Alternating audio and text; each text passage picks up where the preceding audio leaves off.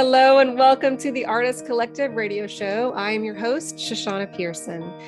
Today's episode brings you a multi-instrumentalist, multi-talented artist. Conrad Keely is the lead singer of the band, and you will know us by the Trail of Dead, which he founded in 1995 with Jason Reece. Conrad is also a prolific visual artist whose work has often appeared as cover art for the band's albums. 2016, Conrad released a solo album called Original Machines. But today, Conrad is back in the studio working on the 11th Trail of Dead album. He sits down with me today to talk about artistic obligations, thought experiments, and keeping the fun in artistry. So sit back and enjoy a conversation with Conrad about all the workings it takes for an artist and all the things that he thinks about during the process. And if you haven't yet, like and subscribe to my channel and follow me on your favorite podcast, depending on where you're listening or watching right now. And thank you again so much for joining us today on the Artist Collective radio show. Hello, good afternoon. Thank you so much, Conrad, for joining me today on the Artist Collective radio show. How's it going down there in Austin? Yeah, good. Just, starting the day. Just getting started. Well, I've been up for like 5 hours. Huh? I've been up for like 5 hours. I know. I'm on a late cycle. I tend to be a lot more creative at night recently. And so I allow myself to just kind of do my work in the wee hours, as it were, and just kind of go with that. Whatever works. This new early bird thing is, well, new for me. I think it's a product of old age, but I tend to do my best work at like 5:30 apparently in the morning. Wow. But anyway, so usually I start these by asking how you got into it, but I've seen you answer those questions in other interviews before, and generally what I get is that you got started in music for the ladies, and it kind of morphed from there. Is that more or less true? Interview.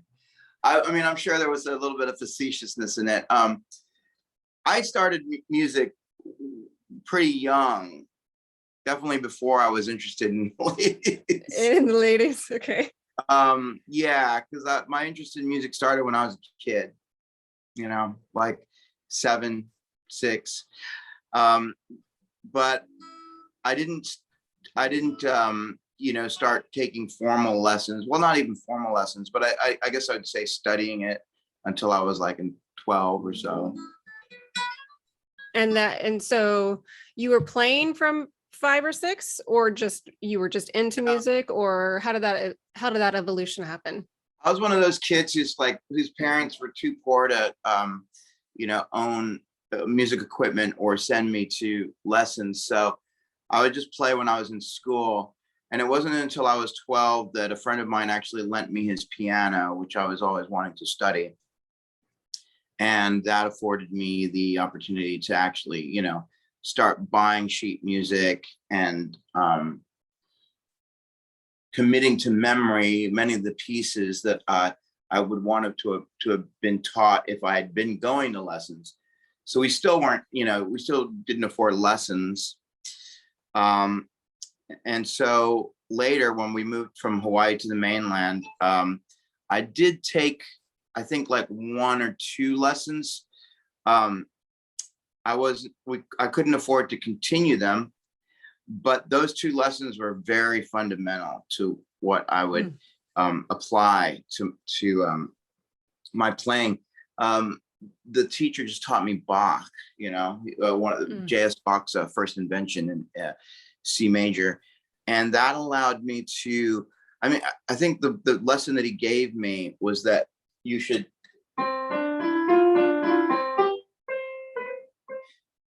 press with certainty, like mean every note. And when I had that lesson, I kind of just felt like, okay, I think I can just take that and just go from there. And so I've always been pretty autodidactic when it comes to learning. So, So when you got the sheet music from your friend, did you teach yourself how to read music? Or well, you know, how did you pick that up? Because that yeah. seems like the foundation, but also really, really hard to figure out on your own. Well, it's interesting because back then they taught they taught you how to read music in grade school. Oh. Yeah, so they taught the fundamentals of music reading, and then it was just a matter of like asking questions like what the special squiggles meant. What's that Mhm. squiggle? And I was lucky that I had a friend, Will Forbes, who was just as interested in learning music as I was. And we kind of challenged each other to know more than the other person, kind of like, how some kids would collect comics or do something that was kind of semi competitive, I guess Mhm. you'd say. So he and I would always try to one up each other by finding out new things about the study of music, especially when it came to music theory. So that really helped, uh, we I taught their vocabulary. I learned I what, love it. I love that it's such a nerdy thing for a kid to do. Like it's a nerdy competitive thing. I love it. Um, yeah.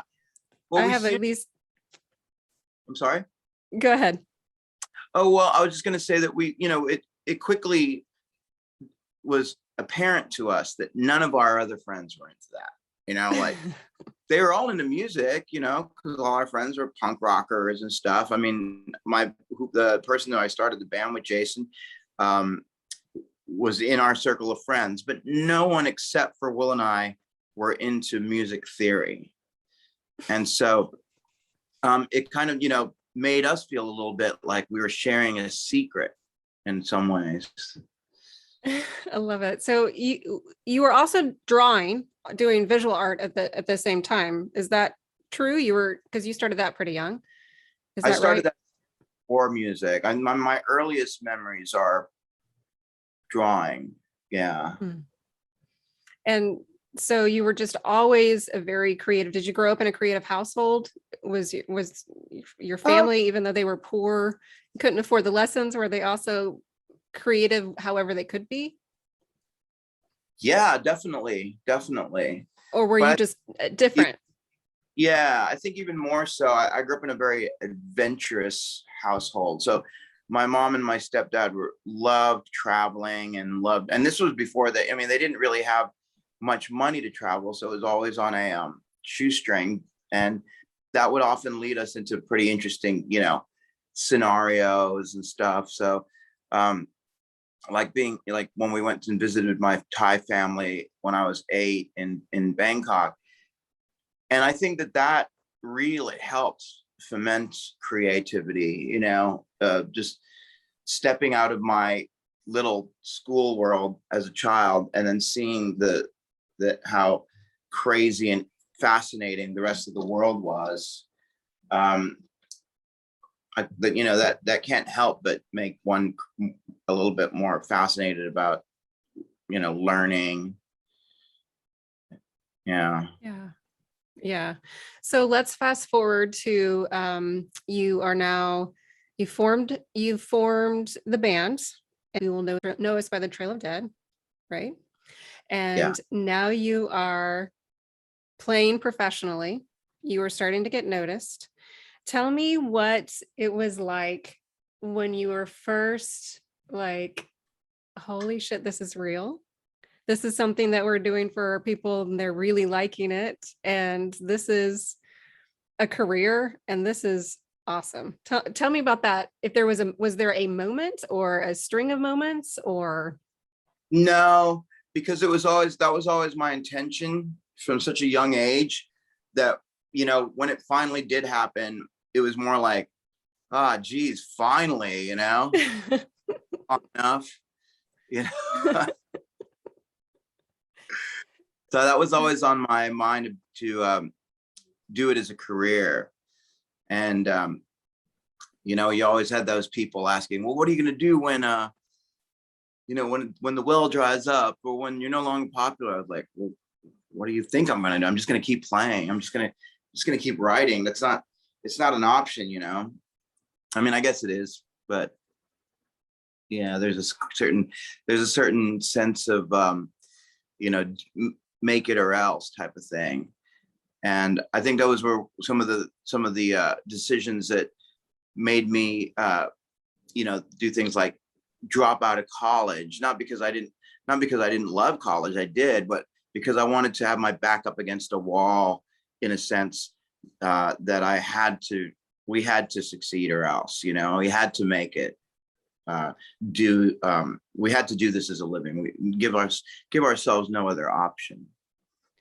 Was there ever a time when you thought it might not happen, when you started to be concerned that you were working your ass off and it wasn't going anywhere, or you were not getting the kind of reception that you were looking for, and it wasn't maybe financially providing for you in a way that you needed it to? Yeah, definitely. Yesterday. Oh. Well, what do you do in those times? Because I think that there's so many of us, myself included, that when we take the leap into doing artistic endeavors, it feels simultaneously like we're doing what we're called to do, and simultaneously like it is the biggest, most foolish thing we could ever dream of doing, and we should not do it. We should stop immediately and get a regular job. So how do you push through the barrier of the practical needs not getting met maybe as quickly as you hoped, while still having this need to create?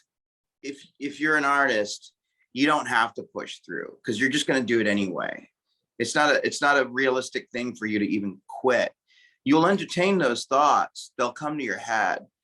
When you asked that question, my mind went back to when I was 24, and I was thinking to myself, well, I'm not going to be a musician. Maybe I'll just be a war correspondent. I wanted to be a war correspondent.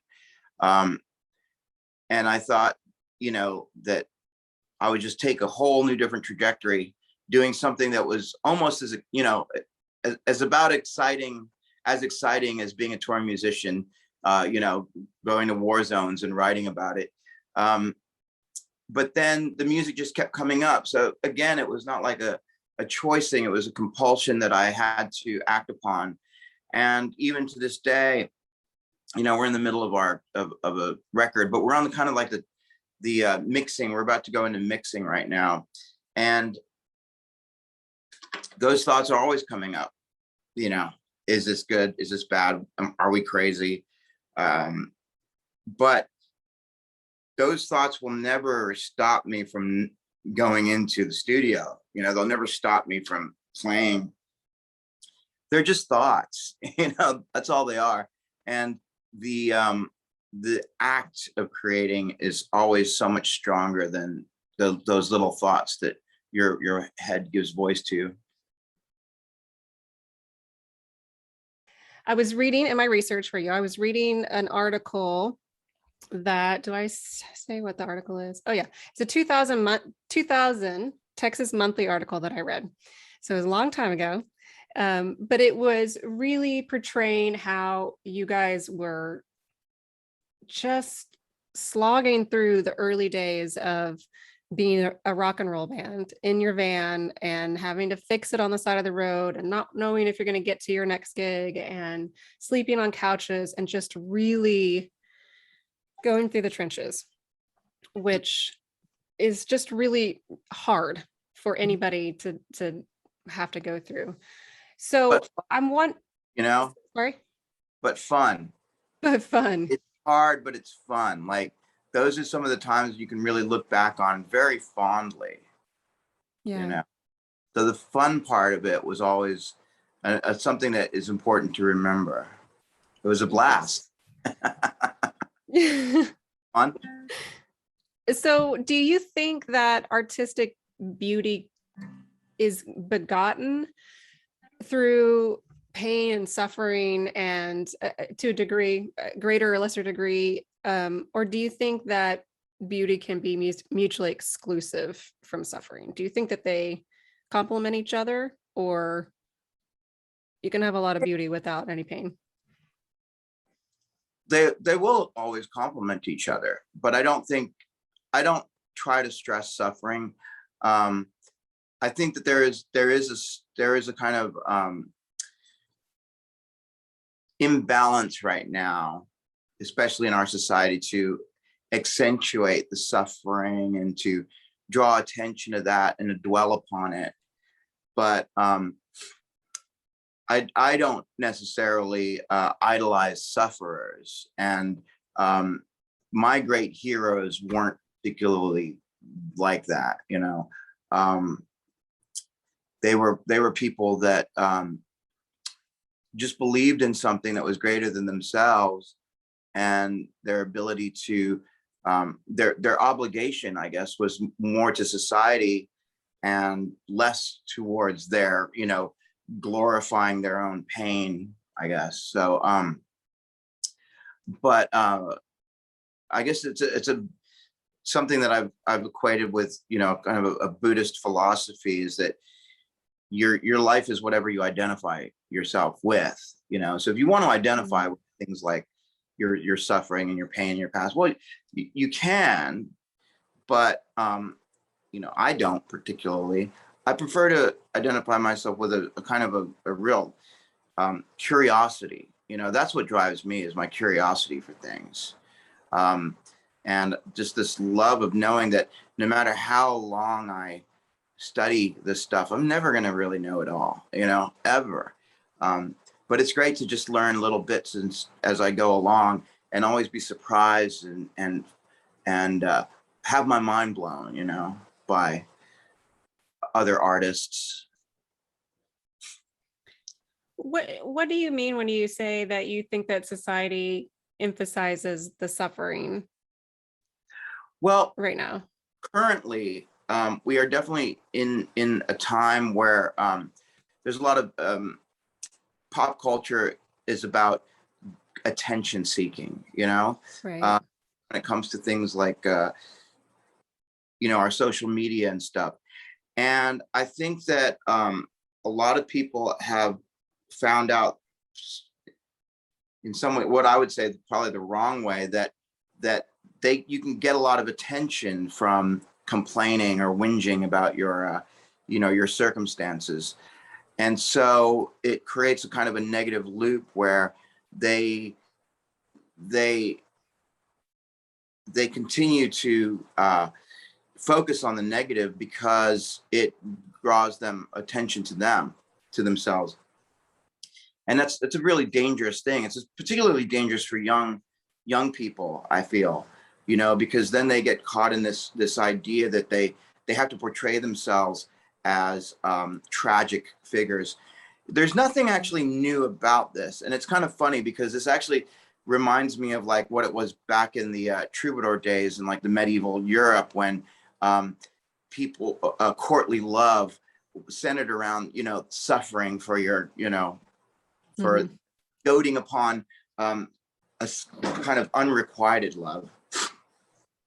But it also kind of emphasizes the one thing that I feel that we've gotten away from, and that is that I think that art plays such an important role in healing our society, in making things better, in showing things the way that they can be, elevating our consciousness. And that when we center our creativity around, ourselves, like who am I, and this is what I'm going through, and this is what I'm dealing with, then we get away from a kind of the higher ideal of art, which is to elevate humanity as a whole, I guess. If I had to put it in as philosophical terms as I could, it's hard to articulate that sometimes, but going, like I said earlier, my personal heroes weren't ones that emphasized themselves at all. They emphasized their love of their the love in the study of their art form. Who are you referring to? Well, I mean, when you say that? Paul McCartney. In a more historic sense, my big hero is J.S. Bach. But another great hero, Joni Mitchell. Joni Mitchell. Hi. A lot of her songs were so much about an observation that she had about the world and less about her own dealing with it. Like Big Yellow Taxi. So these getting so caught up in the trap of the individualism in art. I think that's just kind of like, it's a trend, things go in waves.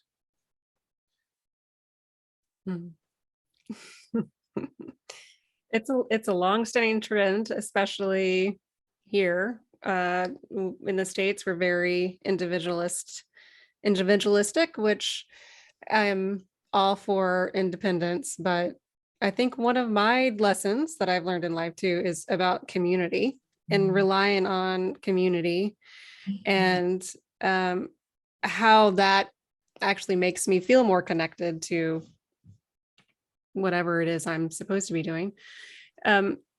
Which actually, I have a question about that. You mentioned something one time in an article that I read on you about community. I'm trying to find what I did with it. And you talked about how community is necessary. Here we go. This is from the 2016 article in the Austin Current. You said, isolation does not foment great creative moments, quite the opposite. An exchange of ideas allows scenes like these, meaning Austin, to spring up and thrive. So this has been tested considerably over the past year of the pandemic. How has your perception of that evolved since 2016 and this hard pressure cooker that we've all been in of the pandemic shutdown? Well, I can only speak for myself about my experiences with it. And obviously, there is something to be said about isolation. So there is kind of a contradiction in that, but it was a great time for me to learn, and I suppose, again, kind of like, rather than focusing on the hardships of the year, I tended to be really impressed by all the many ways that a lot of my friends kind of found themselves, and found aspects of themselves that were that they previously might have been too not confident enough to go with, but living through the lockdown allowed them to do things like, okay, I'm going to get into ceramics, or I'm going to make soap, I'm going to make candles, I'm going to start in baking bread, like all these things. And I just thought that was amazing, seeing that these, I call them like the lockdown hobbies. I had a friend who was really worried because right before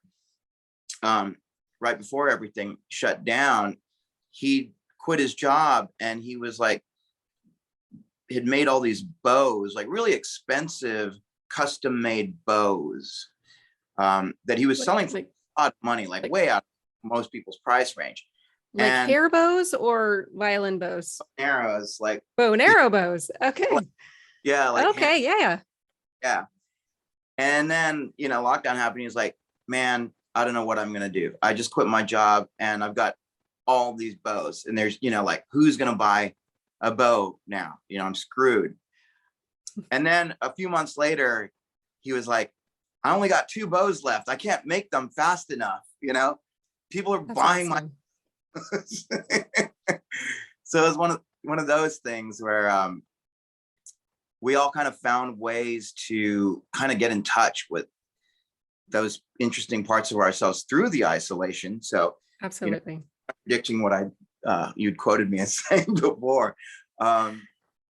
So I think that kind of made me kind of, rethink my relationship with allowing myself to, kind of not be self-centered, but to recenter, I guess you'd say. Yeah. And then going back to what you said about community, I think it's also been really great to watch it as everybody's kind of coming out again and reconnecting. Everyone's just been so, starved for that reassurance of the community again, and no more so than a place like Austin, where our communities, still feels really small because so many of us have known each other for years and years and years. So it's really accentuated, in that sense of like, oh yay, everyone's here again.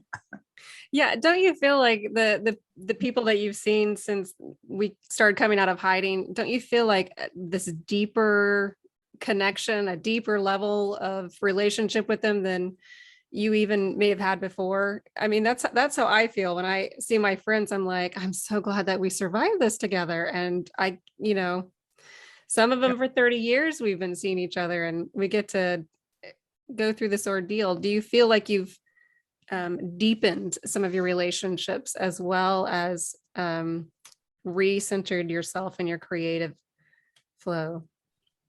Well, I definitely, we kind of had a small little bubble. I know that there was a lot of people that were way more isolationist than we were, but because we were already a band working on projects together, and we came back from tour right before lockdown. So during that period, we kind of just remained a unit. We kept doing things, like we put on a couple streams and stuff, and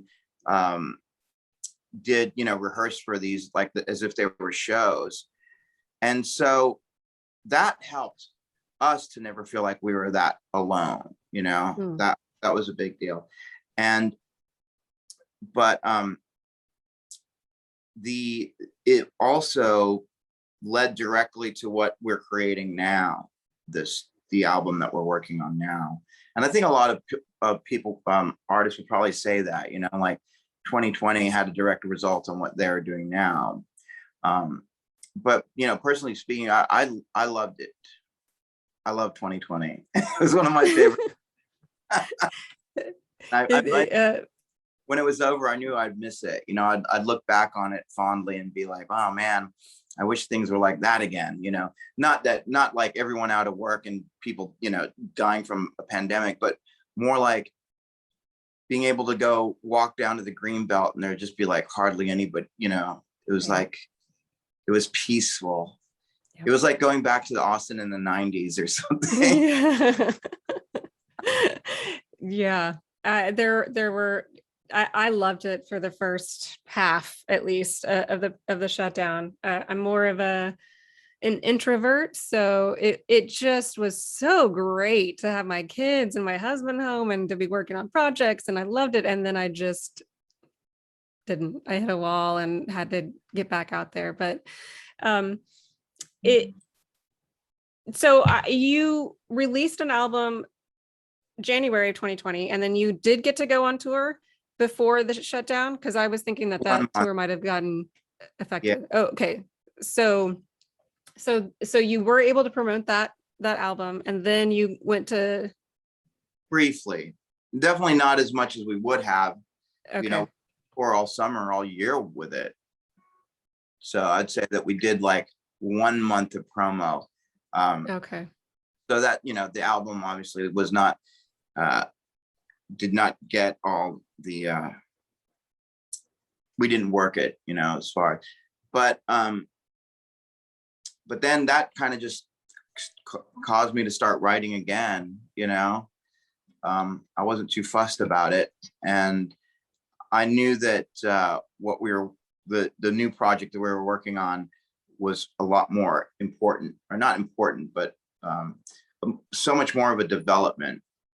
and that had a lot to do with having time to really like study things again, study, like, like right now I'm like, I got this guitar in my lap and, I'm just noodling on scales, but I hadn't done that for years, years, maybe since I was 20 or something. And then getting back into like relearning all these things that I guess came along with my craft, but I never took it very seriously. I never got very seriously. And suddenly I had all this time to devote to it. And it showed me a new facet of kind of what we do as musicians and kind of our obligation to elevate our ability, and that kind of went into the writing of this record, where it was, I was able to address certain things that I might have ignored. And these are all technical things, like arrangement, chord structure, things that are kind of like the behind the curtain, under the hood things that listeners don't really appreciate, but other musicians and writers kind of listen for in songs. Does that make sense? Yeah, absolutely. So you tell me more about the obligation that you feel that artists have to elevate, to refine their craft. Why do you feel that artists are obligated in that way? And well, I call it, I use that word because of a sense that I feel that, the idea of us standing on the shoulders of those who came before us. We're talking about hundreds of years, generations and generations of development that allowed us to get to this stage, and to feel like it's unimportant and to just toss it aside, you kind of do a disservice to all those other people that helped to bring it to this level. It's kind of like, if you were to move to California and you don't ever give a thought to the fact that 150 years ago people had to reach it by wagon train, and face death and starvation in order to get there, and you're just, you fly there on an airplane, you don't give that a thought. I mean, most people don't give it a thought, but but when it comes to, I suppose, music and art, it's so much more, the learning is there. It's there for you to it's in some ways more than so than ever, with the internet and being able to learn about things without having to go to school, without having to enroll in a college course. And so, but at the same time, we're at a kind of, not a crisis point, but we're at a point where things are not being, things are easy to take for granted, so easy to take for granted because they're so accessible, because you can listen to every single album that you want. You can stream it. Whereas before we had to go to record stores and comb through the stacks, and there was all this work involved, and now there's no work involved to some degree. And so that, I feel, kind of is the obligation comes from within ourselves to say, like, we don't want to lose the craft. We don't want to lose, it's easy to write a pop song without thinking about chord structures. You could actually have an AI kind of write it for you if you want, and it could very well be popular. But you lose that foundation of like why chords and stuff interact, what the importance of their tonal relations and stuff. Now I'm getting really technical, but you know what I mean? That and to be able to pass this on, this appreciation to people that are younger, is really important, because you really we don't want that to be lost to that generation, for them to grow up thinking that they don't need to learn how to write because GarageBand will do it for them, Sure.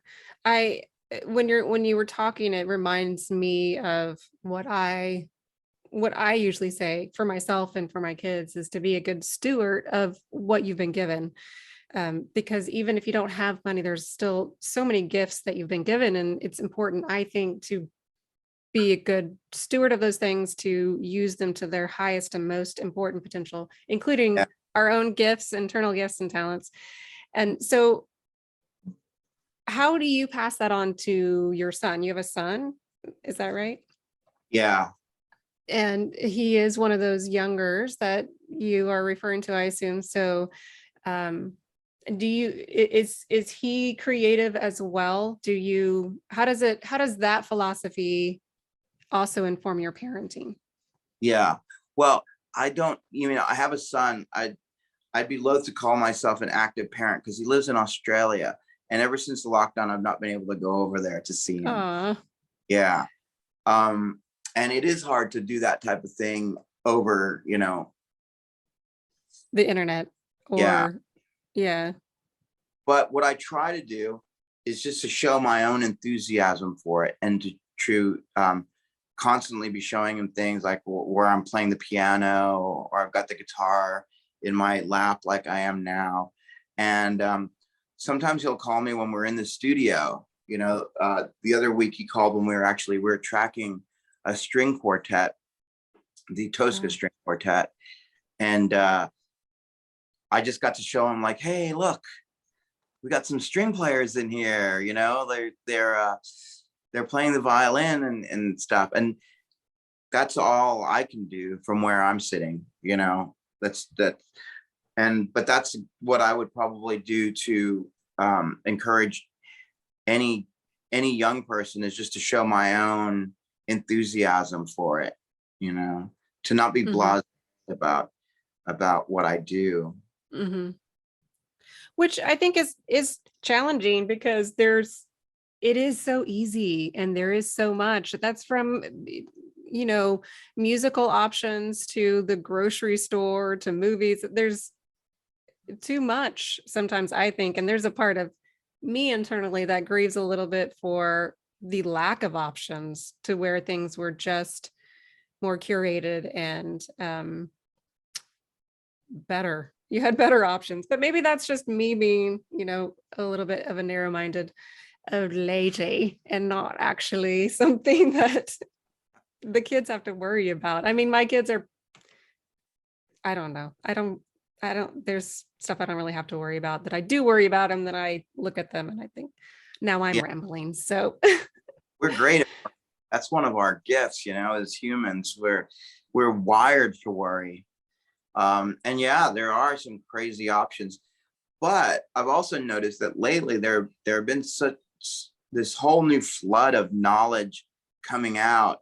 It's blowing me away, some of the documentaries that have been coming out, like for instance, The Summer of Soul, which hid in a basement for 50 years before it even saw the light of day. And then the McCartney interviews with, was it Rick Rubin? Yeah, I think it's Rick Rubin. I always mix him up with Ross Robinson. And then there's the ones that are going to come out, with Peter Jackson edit of the Get Back, the Let It Be sessions. And, there was a new documentary series on Netflix called This Is Pop, which analyzes all the different elements of pop, or different elements, from like auto tuning to, but it's kind of random. These are all flooding out right now at this pace that it's almost hard to keep up. And so in that sense, this is a really great time to study music and to learn about it. These things weren't available before, and suddenly they are now. There was one thing about the This Is Pop one. There was an episode that was about Swedish pop, And I really liked this concept that they pointed out about Jantelagen, because going back to what you were saying about our society being really individual focus and less on community, the idea of Jantelagen in Sweden was the opposite. You know, the idea of like that your place in your community is what's important and not you as an individual. So these little concepts, you know, because they're trying to, you know, analyze why it is that Swedish producers are so good. Because they think of themselves, you know, they're just like, they give everything to the project. Right. Yeah. So tell me a little bit more about your project that you're working on. Are you also working on visual art at the same time that you're recording this album? Are those? Not as much as I should, and not as much as I want to. But that's just because this particular project has been really consuming, you know, in a good way, but it has taken kind of taken over my life. But you know, I've not even been able to play with all the toys and stuff that I have, because it's more focused on composition right now. But it's yeah, I don't, it's, since I'm in the middle of it, it's hard to talk about, you know. Mm-hmm. I'm right in the center of it, and so it'll be easy when it's done, because it's at this point it's still an if and when we get done. But being in the center of it, it's hard to have a perspective on what's going on, in the sense of like being able to, you know, say when it'll be done. But it has been fun to assemble different musicians to it. We had a choir come out and sing. That was really fun. You know, the strings, the horns, we had a horn players come out.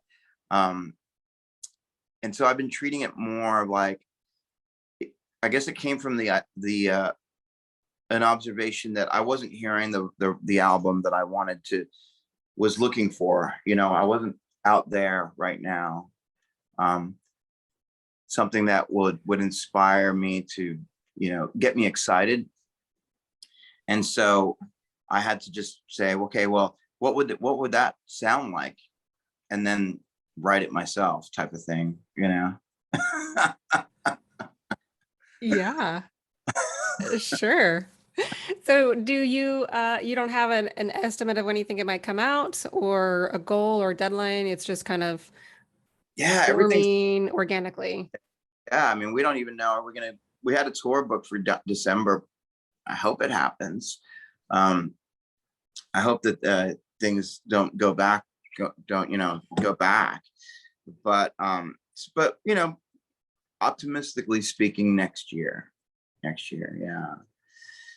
And we recorded out in the middle of a barn this time. And a friend of ours has this old, kind of like a building, an old school, kind of like I guess it's a barn. It must have been a barn back in the day, in the middle of a field. But it had this vibe. They were telling us that there used to be like these hippie bands that used to record there, or were there back in the 70s.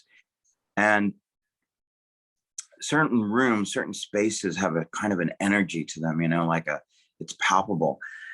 Mm-hmm. And when I was looking back at some of my favorite albums, watching those behind the documentary, you know, behind the album documentaries, there was this thing where I noticed a lot of these artists were going to remote areas to work on their projects, that gave them a kind of a sense of, well, this isolation, a sense of like they're away from all the, you know, tumult and stuff, and it allowed them to really focus. And so that was kind of behind the idea of us finding this space where we would just be kind of outside of everything, you know. a kind of a secret spot to go to. So did you record most of the album there, or all of it, or just parts, or So far, all of it, except for the what whole I've thing? in this room, because my studio, I can bring things back and work on them here. But yeah, for the most part, all of it was recorded there. And it's not, I mean, it's not like it's a haunted space, but it has a kind of a vibe, a presence to it, it's kind of cool. Of like past people. Yeah. Right, people who have been there before. Mm-hmm. Yeah, I've been to spaces where you can just feel all of the lives that have come in and out of the doors and in and out of the rooms that have loved and lived, but it wasn't haunted. It wasn't like they were trying to spook you and No. freak you out. They were just like, oh, welcome Yeah. to our house. Sit down and have some tea. Yeah. It's Or like, play some music. and I hope that by us working there, that we'll impart that as well, so that it's, if there is such a thing as kind of like psychic imprints that are left by strong emotions or good positive emotions, that that'll be there for the next person that comes in to work. Do you think that recording this album has been a bit of a catharsis of processing all of the feelings from the past year and a half or so? Well, every album is that way. Is it? And I think in some ways, maybe the last album was more so that way, because that was written from a more, I guess, difficult time. But this one is not so. I mean, yes, it is very emotional, but it was also, I wouldn't say an intellectual exercise, but a philosophical one in some ways, allow us to try out these, I don't know, they're almost like thought experiments of how can each song be different and still be from this musician or band, and how can we strip away the clutter to just get down to the bare essentials of what needs to be there, type of thing. And yes, very much so that these were ideas that developed over the last year, and to allow this working on this has allowed us to experiment. I always think of what we do as an experiment, like a weird science experiment. We don't know what the end result's going to be. We don't know if it's going to work or not, and so we're experimenting. We're just kind of like in a lab, as it were. A barn lab. I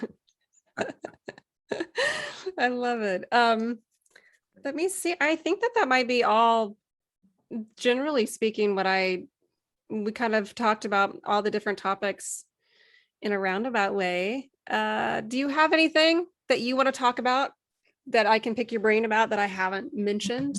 Any more deep philosophical perspectives on the pandemic, or your musical writing, or your visual art, or this new album, or anything else that we can touch on that your fans might be dying to know? Oh, I like answering your questions. Oh, good. It puts all the pressure off of me having to come up with things to say. Well, it's great. A lot of the questions I came up with came from, things that you've said before in other interviews that I thought were pretty awesome. That quote that you read me, I do not remember saying that at all, but well, it's one of those, there was another part. I think it's just the flow of ideas and thoughts. It's like a thought experiment. I think every time you talk to somebody about this stuff, where it just kind of comes out and you just see where it goes. And so I've enjoyed our little meandering talk here, and I think it's been a lot of fun. And cool. If you got nothing else to add, I'll thank our viewers and listeners. And stay creative and have fun. I think that those are essential when it comes to staying creative, actually, to have fun with it. Yeah. And for people like me who weren't really brought up having fun, but being very practical and that sort of thing, that's actually a really important reminder, because you have to have the internal dialogue all the time about it's supposed to be fun. You're supposed to be playing and enjoying and having fun. And sometimes I think that can get lost when you're. Yeah. And I think the times in my life when I was unhappy were the times when I did forget that, Yeah. We were touring a lot and it was exhausting, and I forgot that I was supposed to be enjoying it. And now I look back on it, not with regret, but it's just kind of like thinking, well, if I had been having fun, then I might have noticed that we were playing at a castle, or something like that. Right. Totally. You have to enjoy the process and be aware of where you are so that you can be a good steward of all that you've been given. Absolutely. Well, thank you. Thank you so much for taking the time out of your schedule to talk to me today. And got a bloody schedule, man. I'm just bloody time. Thank you for taking the time anyway and sitting with me and sharing your thoughts. And thank you to all of our viewers who are watching this and our listeners now that we're on a podcast. I know we can't see you, but you can see us. Thank you for sticking around. Like and subscribe, follow, all that fun stuff. I'll have all of Conrad's links to what he's working on in the show notes, so you can check those out and stay connected. And we will see you again next time. Thanks so much for joining us today on the Artist Collective Radio Show.